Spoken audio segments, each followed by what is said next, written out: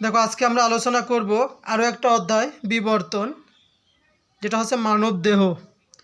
কোনো জীবের জনগোষ্ঠীর উত্তরাধিকারযোগ্য বৈশিষ্ট্য, জিনগত বৈশিষ্ট্য, বংশ পরস্পরায় পরিবর্তন, সঞ্চারণ ও অভিযোজনের প্রক্রিয়াকেই বিবর্তন বলে। বিবর্তনের ইংরেজি এভলিউশন শব্দটি প্রকৃতপক্ষে ল্যাটিন শব্দ এভোলি বেলিরি থেকে এসেছে, যার অর্থ বিকশিত হওয়া বা ধীরে ধীরে উন্মুক্ত হওয়া। এম্পোডিক্লুইসকে বিবর্তনের জনক বলে অভিহিত করা হয়। ইংরেজি দার্শনিক ও শিক্ষাবিদ হার্বার্ট স্পেন্সার সর্বপ্রথম এভলিউশন শব্দটি ব্যবহার করেন। জীবনের আবির্ভাব প্রায় 206 কোটি বছর আগে। পৃথিবীর বায়ুমণ্ডলে প্রচুর পরিমাণে মিথেন, অ্যামোনিয়া, হাইড্রোজেন সালফাইড, জলীয় বাষ্প, নাইট্রোজেন এবং কার্বন ডাই অক্সাইড ছিল, কিন্তু অক্সিজেন ছিল না। অহরহ আগ্নেয়গিরির অগ্ন্যুৎপাতের ফলে বায়ুমণ্ডলের তাপমাত্রা বৃদ্ধি ঘটত এবং বজ্রপাতের ফলে অতিবেগুনি রশ্মির প্রভাবে এই যৌগ পদার্থগুলো মিলিত হয়ে অ্যামোনিয়া অ্যাসিড ও নিউক্লিক অ্যাসিড উৎপন্ন করে। পরে অ্যামোনিয়া অ্যাসিড ও নিউক্লিক অ্যাসিড মিলিত হওয়ায় নিউক্লিয় প্রোটিন অণুর সৃষ্টি হয়। নিউক্লিয় প্রোটিন অণুগুলোর ক্রমে নিজেদের প্রতিরূপ গঠনের রিপ্লিকেশন ক্ষমতা অর্জন করে এবং জীবনের সূত্রপাত ঘটায়। পৃথিবীর উৎপত্তি এবং তার ধারাবাহিকতায় জীবনের উৎপত্তির ঘটনা প্রবাহকে বলে রাসায়নিক বিবর্তন বা অভিব্যক্তি। ধারণা করা হয় প্রোটিন ও নিউক্লিক অ্যাসিড সহযোগে সৃষ্টি হয় নিউক্লিয় প্রোটিন। এই নিউক্লিয় প্রোটিন থেকে সৃষ্টি হয় প্রোটোভাইরাস এবং তা থেকে সৃষ্টি হয় ভাইরাস। ভাইরাস এমন একটি অবস্থা নির্দেশ করে যা জীব ও জ্বরের মধ্যবর্তী অবস্থা। এরপর সৃষ্টি হয় ব্যাকটেরিয়া থেকে প্রোটোজোয়া, তারপর থেকে বহুকোষী জীব।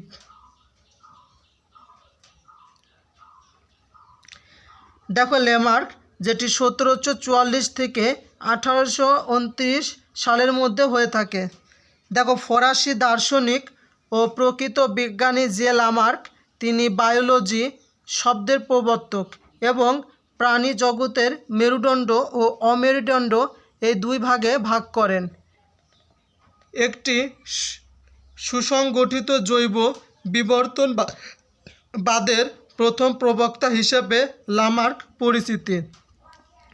তার মতবাদটি অর্জিত বৈশিষ্ট্যের উত্তরাধিকার মতবাদ নামে অভিহিত।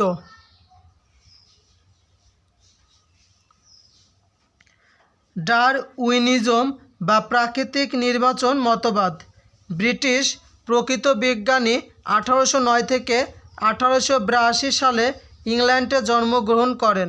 তাকে জৈব বিবর্তনবাদের জনক বলা হয়।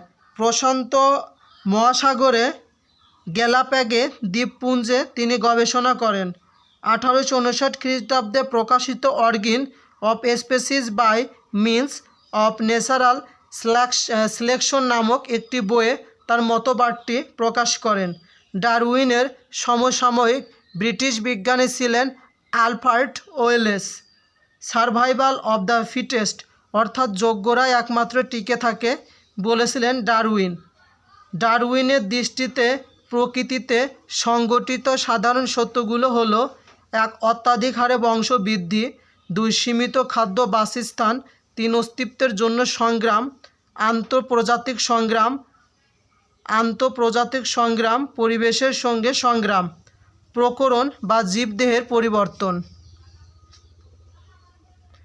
দেখো প্রাকৃতিক নির্বাচন, অনুকূল বা অভিযোজনমূলক প্রকরণ সমন্বিত জীবরা অন্যদের সঙ্গে প্রতিযোগিতায় বেশি সুযোগ সুবিধা ভোগ করে। এই প্রক্রিয়াকেই প্রাকৃতিক নির্বাচন বলে। এরপর দেখো নতুন প্রজাতির উৎপত্তি। নতুন প্রজাতি সৃষ্টিতে প্রয়োগযোগ্য ডারউইনের প্রাকৃতিক নির্বাচন মতবাদটি কয়েকটি পৃথক ও বুদ্ধিদীপ্ত বিশ্লেষণ ও পরীক্ষালব্ধ ফলাফলের পারস্পরিক সম্পর্কের সার্থক সমন্বয়ে গড়ে উঠেছে। নিচের ছকে মৌলিক সিদ্ধান্তগুলো তুলে ধরা হলো। ঘটনা, প্রভাব এবং সিদ্ধান্ত। বংশবৃদ্ধি, উচ্চ হার এবং খাদ্য বাসস্থানের সীমাবদ্ধতার সিদ্ধান্ত হচ্ছে জীবন সংগ্রাম। দেখো 3 নম্বর বলছে জীবন সংগ্রাম এবং 4 নম্বরে পরিবৃত্তির অসীম ক্ষমতা। এই দুইটা সিদ্ধান্ত হচ্ছে যজ্ঞক্রমের জয়। এবার দেখো যজ্ঞক্রমের ঊর্ধ্বতন বা প্রাকৃতিক নির্বাচন। এই দুটো সিদ্ধান্ত হচ্ছে নতুন প্রজাতির উৎপত্তি। দেখো অভিযোজন, যে পরিবেশ, জীবন প্রবাহ ও জনমিতির মানদণ্ডে বিবর্তনে যে যত বেশি খাপ খাওয়াতে পারবে সে প্রজাতিটি টিকে থাকবে। বিবর্তনের পথে খাপ খাওয়ানোর এই প্রক্রিয়াকেই অভিযোজন বলা হয়। দেখো নৃবিজ্ঞান। নৃবিজ্ঞান ইংরেজির প্রতিশব্দ হলো অ্যানথ্রোপোলজি। শব্দটি দুটি গ্রিক শব্দ অ্যানথ্রোপ ও লগস থেকে এসেছে। অ্যানথ্রোপোস অর্থ মানুষ এবং লগস অর্থ স্টুডিও বা পার্ট। অতএব শাব্দিক অর্থে অ্যানথ্রোপোলজি হচ্ছে দ্য সায়েন্স অফ ম্যান বা মানব বিজ্ঞান, অর্থাৎ যে বিজ্ঞান মানুষের উৎপত্তি, ক্রম বিকাশ, গঠন, প্রকারভেদ, দৈহিক বৈশিষ্ট্যের আদিরূপ, বিবর্তনের মাধ্যমে বর্তমান রূপ এবং মানুষের সামাজিক সাংস্কৃতিক জীবন নিয়ে আলোচনা করে তাকে নৃবিজ্ঞান বলে। ইবি টেইলরকে সামাজিক নৃবিজ্ঞানের জনক বলা হয়। L.H. মর্গানকে নৃবিজ্ঞানের জনক বলা হয়। দেখো জীবন্ত জীবাশ্ম।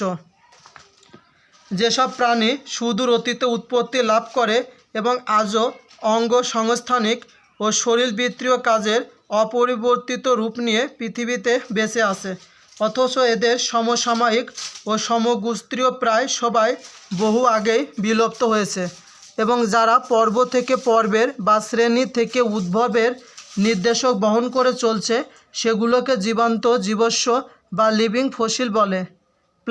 প্লাটিপ্লাস এ ধরনের জীবন্ত জীবাশ্ম। এর কিছু বৈশিষ্ট্য যেমন ডিম, রেশন, জননতন্ত্র সরিষাপ শ্রেণীর মতো।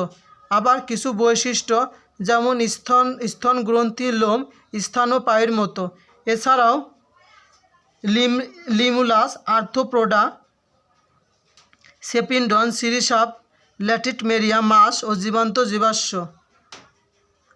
খ্রিস্টপূর্ব 5ম শতাব্দীর জেনোফেন নামের একজন বিজ্ঞানী প্রথম কতকগুলো জীবাশ্ম আবিষ্কার করেন। দেখো এবার আমরা আলোচনা করব পিএসসি অন্যান্য পরীক্ষায় আসা প্রশ্ন।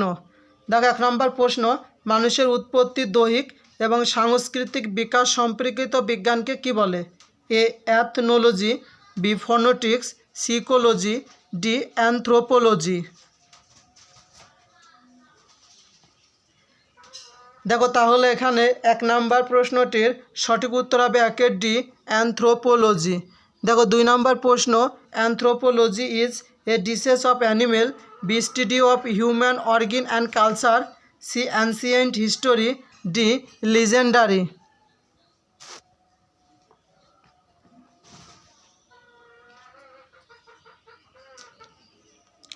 দেখো তাহলে এখানে 2 নম্বর প্রশ্নটির সঠিক উত্তর হবে B study of human organ and culture.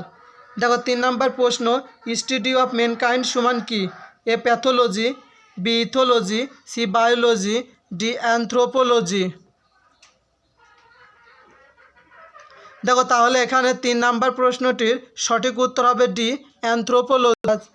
4 নম্বর যে প্রশ্ন দেখো সেটি কি বলছে, নৃবিজ্ঞান কি? এ মাটি দিয়ে অধ্যয়ন, বি শিল্প সাহিত্য নিয়ে অধ্যয়ন, সি মনুষ্য জাতির একটি সামগ্রিক অধ্যয়ন, ডি ভূপ্রকৃতি নিয়ে অধ্যয়ন।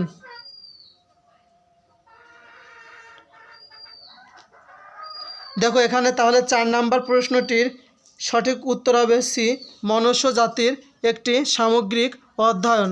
দেখো 5 নম্বর প্রশ্ন, কোনটি মিথ্যা? এ ডারউইন একজন প্রকৃতিবিদ ছিলেন, বি ডারউইন একজন সুইডেনবাসী ছিলেন, সি তিনি অরিজিন অফ স্পেসিস নামে বই লেখেন। ডি, উপরের সবই মিথ্যা।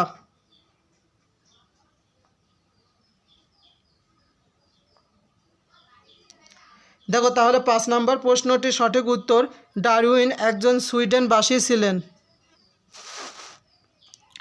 দেখো 6 নম্বর প্রশ্ন কি বলছে, অরিজিন অফ স্পেসিস গ্রন্থের প্রণেতাকে? A, Albert Einstein, B, Charles Darwin, C, John Dalton, D, Robert Boyle.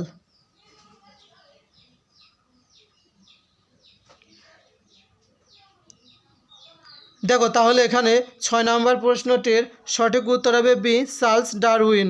দেখো 7 নম্বর প্রশ্ন, origin of species by means of natural selection বইটি কত সালে প্রকাশিত হয়? 1865, বি 1859, সি 1959, ডি 1836।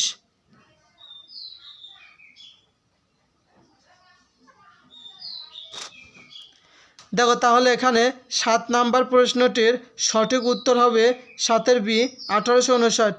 দেখো 8 নাম্বার প্রশ্ন, দুইজন প্রকৃতবিদ একই সময় অভিব্যক্তি সম্পর্কিত প্রাকৃতিক নির্বাচন মতবাদ উপস্থাপন করেন। এদের একজন চার্লস ডারউইন, অপরজন কে? A, Linnaeus, B, Wallace, C, Cuvier, D, lines.